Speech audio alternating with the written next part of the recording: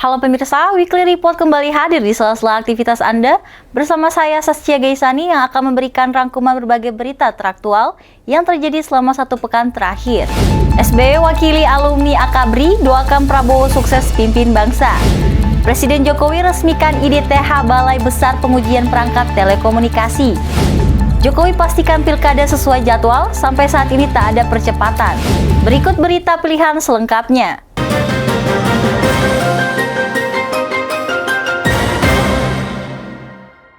Menteri Pertahanan Prabowo Subianto menghadiri silaturahmi halal bilhalal dan syukuran Abituran Akabri 1971 sampai dengan 1975 tahun 2024 di Kementerian Pertahanan Jakarta. Menteri Pertahanan Prabowo Subianto menghadiri silaturahmi halal bihalal dan syukuran Abituren Akabri 1971-1975 tahun 2024 di Kementerian Pertahanan Jakarta. Pertemuan yang digelar dalam rangka reuni itu dimulai dengan upacara parade senja yang ditandai penurunan bendera merah putih serta mengheningkan cipta. Agenda tersebut kemudian disambung dengan silaturahmi dan makan malam bersama. Di hadapan ratusan alumni Akabri, Prabowo mengawali perbincangan dengan mengucapkan permohonan maaf lahir batin. Ia berharap momen ini kian mempererat tali silaturahmi. Dirinya menyebut persatuan dan kesatuan adalah barang mahal yang harus dijaga sekuat tenaga. Terlebih, Prabowo pun mengajak para alumni Akabri untuk selalu berupaya memberikan yang terbaik untuk negara. Lebih lanjut, Prabowo mengatakan perjuangan yang dilakukan para alumni Akabri sejak muda perlu untuk terus dirawat sebagai contoh yang bakal diwariskan kepada generasi penerus.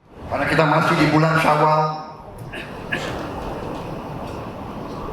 kita melaksanakan halal bihalal ini, dan kami mewakili kawan-kawan yang hadir, mohon maaf lahir dan batin, dan semoga kita bisa terus merajut silaturahmi, merajut persatuan-kesatuan, karena persatuan-kesatuan inilah sesuatu yang sangat-sangat mahal, dan apabila kita bisa pertahankan, negara kita terus akan langgeng, akan kuat, akan abadi. Kita mengenang masa muda kita, dan kita bangga melihat bahwa ada generasi-generasi yang siap meneruskan perjuangan kita. Kita akan berbuat yang terbaik untuk masa depan bangsa kita, dan kita ingin meninggalkan contoh yang terbaik. Dalam acara tersebut, Presiden ke-6 RI Susilo Bambang Yudhoyono yang turut hadir juga mengucapkan kesan dan pesan. Dirinya menyebut old soldiers never die dan menyatakan bahwa tentara harus selalu mendukung negara dalam menjaga Pancasila dan kedaulatan rakyat. Old soldiers never die. Raga kami mungkin tidak sekuat dulu, tetapi semangat kami tetap membaca. Untuk Pancasila, untuk kedaulatan negara dan keutuhan wilayah NKRI, kami tidak akan absen dan akan tetap berdiri di depan, mendukung pemimpin negara yang mengemban misi untuk hal-hal yang sangat fundamental tadi. Menteri Agraria dan Tata Ruang, Kepala Badan Pertanahan Nasional Agus Harimurti Yudhoyono bertolak ke Bandara Gorontalo, Sulawesi Utara guna melanjutkan perjalanan meninjau calon lahan relokasi warga pengungsi yang terdampak erupsi Gunung Ruang di Desa Modisi, Kabupaten Bolaang Mongondo Selatan. Menteri Agraria dan Tata Ruang, Kepala Badan Pertahanan Nasional Agus Harimurti Yudhoyono bertolak ke Bandara Gorontalo, Sulawesi Utara guna melanjutkan perjalanan meninjau calon lahan relokasi warga pengungsi yang terdampak erupsi Gunung Ruang di Desa Modisi, Kabupaten Bolaang Mongondo Selatan. Perjalanan tersebut dilakukan untuk menindaklanjuti instruksi Presiden Joko Widodo dalam rapat terbatas di Istana Negara, Jakarta. AHY menjelaskan saat ini pemerintah sudah menetapkan Desa Modisi sebagai lahan relokasi, baik untuk permukiman warga pengungsi. Lebih lanjut, Menteri ATR Kepala BPN berkomitmen untuk mempercepat proses administrasi pertanahan tersebut agar relokasi dan pembangunan infrastruktur bagi warga pengungsi bisa segera dilakukan. Jadi ada sebuah desa di sana yang dipersiapkan sebagai tempat atau area relokasi bagi masyarakat. Karena ada sekitar 300-an KK yang akan segera direlokasi karena memang mereka yang selama ini berkehidupan di sekitar Gunung Ruang memang berpotensi untuk terdampak secara langsung begitu, sehingga keputusan pemerintah dalam rapat terbatas yang dipimpin oleh Bapak Presiden Joko Widodo beberapa hari yang lalu, kita ingin merelokasi masyarakat tersebut agar ya lebih aman dan tidak mendapatkan dampak yang sangat serius jika masih berada di sekitar Gunung Ruang. Nah, saya ingin meyakinkan apakah lahan yang dipersiapkan tersebut sudah siap, ya. Statusnya sudah clean and clear, karena kita berharap ini bisa segera dilakukan, termasuk jika sudah jelas lahannya bisa dibangun rumah-rumah atau hunian-hunian baru bagi masyarakat yang akan pindah ke sana. Dan tentunya setelah itu kita juga secara bersamaan memikirkan bukan hanya memindahkan tempat tinggalnya, tetapi juga bagaimana penghidupannya. Oleh karena itu saya juga akan lihat di mana area yang bisa dipersiapkan juga oleh pemerintah untuk perkebunan atau pertanian agar mata pencaharian masyarakat tidak terputus. Kakor Lantas Polri Irjen Pol Aan Suhanan bersama pejabat utama Korlantas Polri melakukan pengecekan kendaraan dinas sepeda motor dan mobil dalam rangka pengamanan konferensi tingkat tinggi World Water Forum ke-10 di Bali pada 18 sampai dengan 20 Mei 2024. Kakor Lantas Polri Irjen Pol Aan Suhanan bersama pejabat utama Korlantas Polri melakukan pengecekan kendaraan dinas sepeda motor dan mobil dalam rangka pengamanan konferensi tingkat tinggi World Water Forum ke-10 di Bali pada 18 sampai 25 Mei 2024. Dalam kesempatan tersebut, Kakor Lantas Polri menjelaskan terdapat 75 kendaraan dinas roda 2 listrik dan 50 unit kendaraan roda 4 yang nantinya akan mengawal para kepala negara di KTT WWF. Selain itu, juga terdapat kendaraan energi fosil, sepeda motor 85 unit dan 98 unit mobil. Selain itu, terdapat 2 unit komunikasi mobile sebagai alat bantu pengendalian arus lalu lintas Satgas Pamwal Rolakir dan 1 kendaraan road accident rescue apabila terjadi kecelakaan lalu lintas. Kakor Lantas berpesan kepada personel yang bertugas agar melaksanakan pengamanan dan pengawalan secara profesional serta dapat berkolaborasi bersama stakeholder terkait. Jadi dalam rangka KTT WFF yang ke-10 nanti akan dilaksanakan di Bali, kita dari Korlantas sudah mempersiapkan. Kemarin kita sudah survei, melihat kesiapan Polda Bali, ya. Kemudian dari Korlantas sendiri, kita akan membekaukan personil sebanyak 1.534 ya, personil. Nanti akan membantu Polda Bali. Kemudian kita juga akan membekaukan kendaraan. Ini kendaraan untuk VVIP ini kendaraan listrik ya semua. Roda 4-nya ada 50 ya, kemudian roda 2-nya ada 75. Ini yang listrik yang akan mengawal para kepala negara atau setingkat kepala negara. Kemudian kita juga membekaukan kendaraan fosil masih karena masih kekurangan. Ada 85 sepeda motor dan 98 roda 4 nantinya. Itu yang akan kita bekaukan. Kemudian untuk mendukung kendali operasi, kita juga menyiapkan 2 komob, ya, unit komando mobile yang nanti bisa ditempatkan di tempat-tempat yang strategis untuk membantu pengendalian terutama Satgas Pamwal Rolakir nantinya.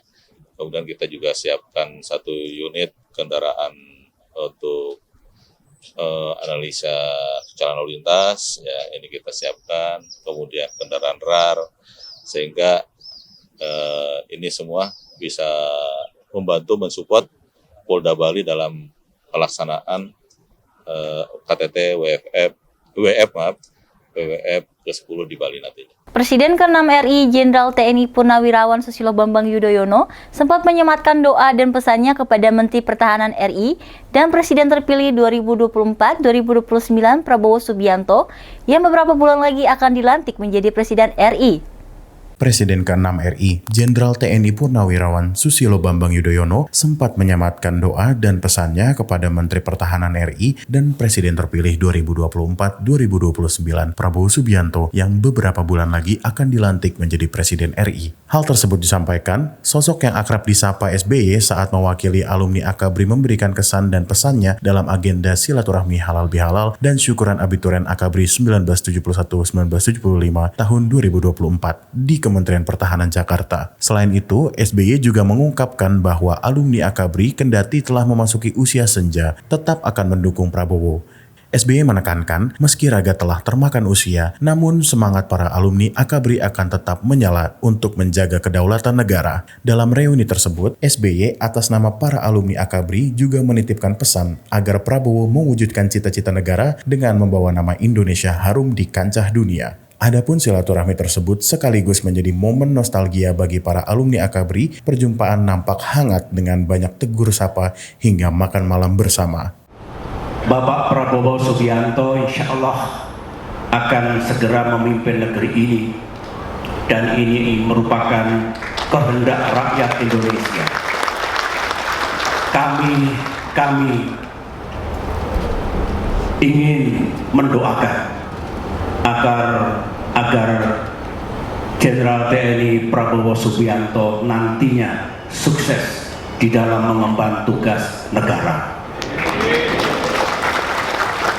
Kami semua akan berkontribusi, akan mendukung agar pemimpin kita yang baru nanti benar-benar sukses untuk sekali lagi menjaga kedaulatan dan keutuhan NKRI, tegaknya Pancasila dan Undang-Undang Dasar 1945, memajukan kesejahteraan rakyat, menegakkan kebenaran dan keadilan di negeri tercinta ini.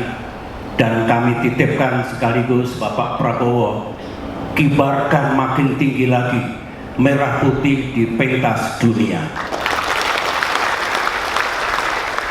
Wakil Ketua Mahkamah Kehormatan Dewan DPR Republik Indonesia, Nazarudin Dekgam, menggelar konferensi pers terkait Brigadir Ridal, anggota Satlantas Polresta Manado yang bunuh diri di dalam Alphard dengan plat nomor DPR RI.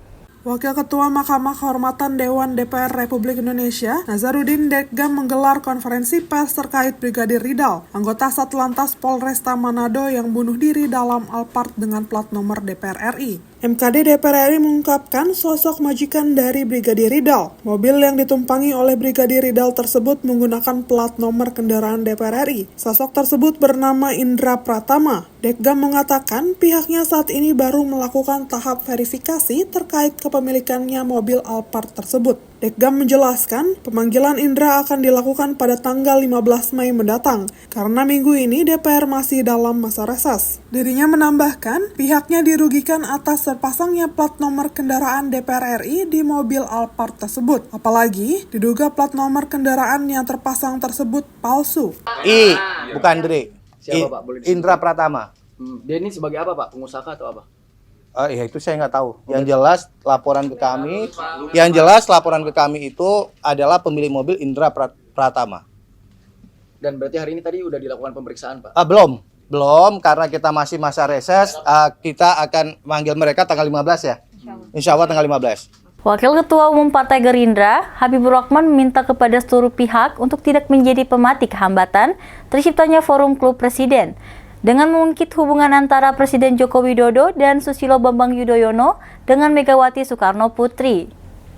Wakil Ketua Umum Partai Gerindra Habibur Rahman meminta kepada seluruh pihak untuk tidak menjadi pemantik hambatan terciptanya Forum Klub Presiden dengan mengungkit hubungan antara Presiden Joko Widodo dan Susilo Bambang Yudhoyono dengan Megawati Soekarno Putri. Habibur Rahman berharap agar ketegangan politik yang pernah terjadi antara ketiga tokoh itu untuk bisa diredam dan diselesaikan seiring selesainya kontestasi Pilpres 2024. Publik menilai akan ada tantangan untuk dibentuknya klub presiden usulan Prabowo karena adanya ketidakharmonisan hubungan ketiga pemimpin bangsa tersebut. Ketiganya bisa kembali bersatu dalam tujuan bersama yang menciptakan kesejahteraan bagi bangsa Indonesia dengan saling memberikan masukan dan gagasan. Habibur Rahman berpandangan, jika memang kepentingannya adalah untuk bangsa, maka seharusnya seluruh elemen dan stakeholder bisa membantu. Terlebih, Indonesia akan dihadapkan oleh beragam ketidakpastian dunia, terutama persoalan geopolitik internasional dan ketegangan di beberapa negara di dunia yang secara langsung maupun tidak langsung berdampak bagi Indonesia.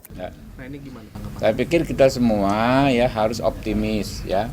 Jangan justru kita manas-manasin. Wah ini nggak ketemu, nggak bakal ketemu. Kadang-kadang ada pengamat yang gitu juga. Wah menertawakan ide tersebut ya. Ibu Mega nggak mungkin ketemu Pak SBY. Ibu Mega nggak mungkin ketemu Pak Jokowi. Menurut saya sih ya sudahlah yang kemarin kita biarkan ya dinamika yang kemarin terjadi. Memang harus terjadi, tetapi saat ini dan ke depan kita kedepankan persatuan ya, kita saling mengedepankan semangat untuk merangkul. Kenapa? Ini bukan untuk pribadi atau kelompok masing-masing kok. Ini untuk bangsa dan negara, dan kami yakin ya hati kecil para pemimpin-pemimpin tersebut sama semua. Kalau udah bicara kepentingan bangsa dan negara, bicara soal situasi saat ini kan penuh tantangan nih teman-teman, ya nggak? Geopolitik internasional, ada ketegangan, benar nggak? Nah itu saya pikir tokoh-tokoh bangsa akan mengedepankan egonya masing-masing dan bisa akhirnya untuk saling bertemu.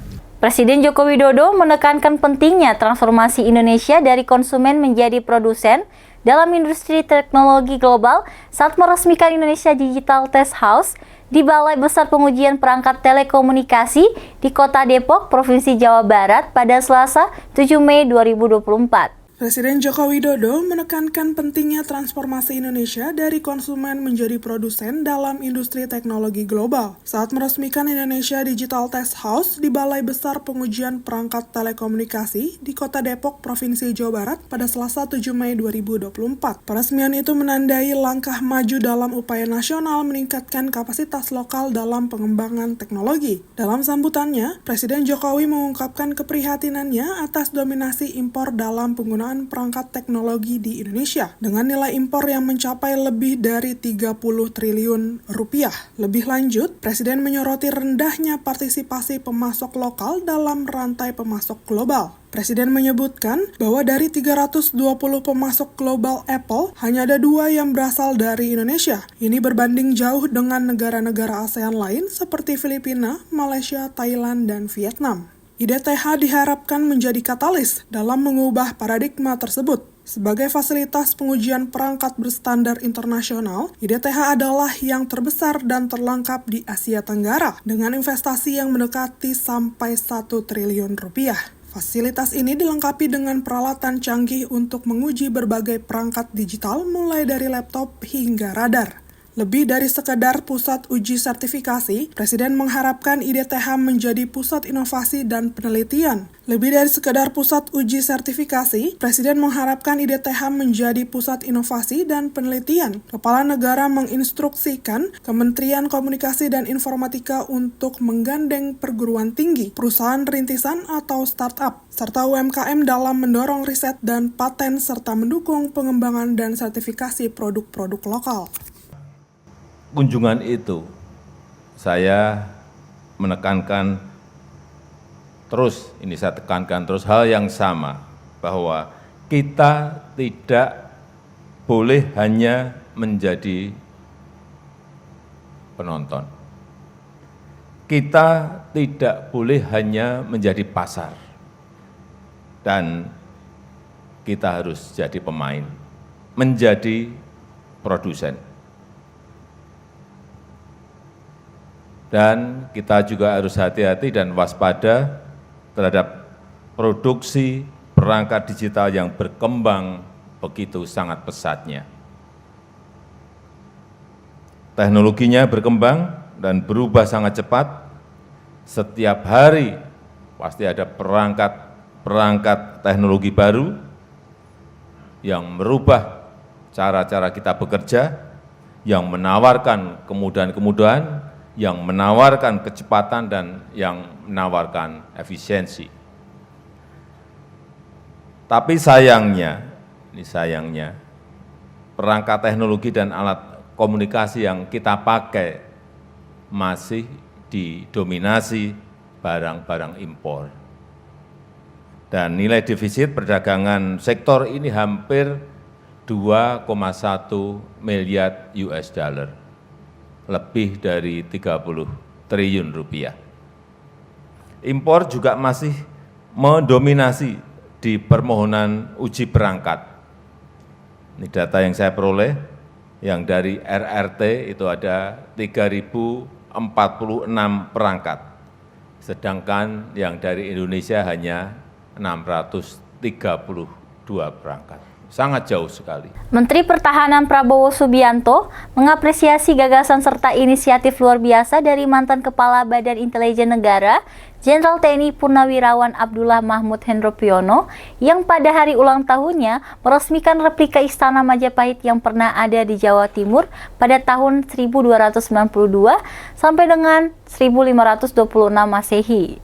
Menteri Pertahanan Prabowo Subianto mengapresiasi gagasan serta inisiatif luar biasa dari mantan Kepala Badan Intelijen Negara, Jenderal TNI Purnawirawan Abdullah Mahmud Hendro Priyono, yang pada hari ulang tahunnya meresmikan replika Istana Majapahit yang pernah ada di Jawa Timur pada tahun 1292 sampai 1526 Masehi. Prabowo menambahkan, momen ini menjadi lebih spesial lantaran bertepatan dengan hari ulang tahun Hendro Priyono. Pembangunan replika Istana Majapahit ini disebut Prabowo sebagai bagian dari upaya untuk melestarikan budaya dan warisan tanah air. Pada kesempatan yang sama, Prabowo turut menandatangani prasasti untuk Keraton Majapahit yang bertuliskan, replika Keraton Majapahit Jakarta ini merupakan gelombang kebangkitan bangsa Indonesia di bidang kebudayaan demi membangun kepribadian bangsa yang berdaulat di bidang politik dan mandiri di bidang ekonomi nasional. Selanjutnya, Prabowo mendapatkan cenderamata berupa patung Pangeran Diponegoro dari Hendro Priyono.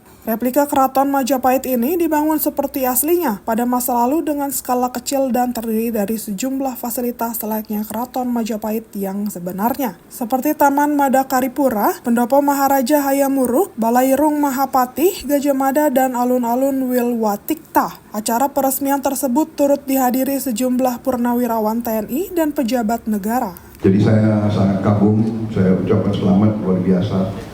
Keraton Majapahit di Jakarta, sebuah inisiatif gagasan yang luar biasa dari Pak Hendro Priyono. Saudara-saudara, ini inisiatif sangat baik, luar biasa, membanggakan. Ya, memang kalau bukan kita yang menghormati dan menghargai budaya kita sendiri, siapa lagi? Dan inilah sekarang cara-cara kita untuk selalu melestarikan dan menghormati budaya kita. Presiden Joko Widodo memastikan tak ada rencana memajukan jadwal Pilkada 2024 dari yang semula November menjadi September. Pilkada tetap digelar pada 27 November 2024. Presiden Joko Widodo memastikan tak ada rencana memajukan jadwal Pilkada 2024 dari yang semula November menjadi September. Pilkada tetap digelar pada 27 November 2024. Penegasan tersebut, Jokowi sampaikan merespons pertanyaan awak media terkait keberlanjutan surat Presiden revisi Undang-Undang Pilkada yang saat ini dikabarkan sudah sampai ke DPR. Jokowi menyebut sampai saat ini tidak ada pengajuan percepatan Pilkada serentak 2024.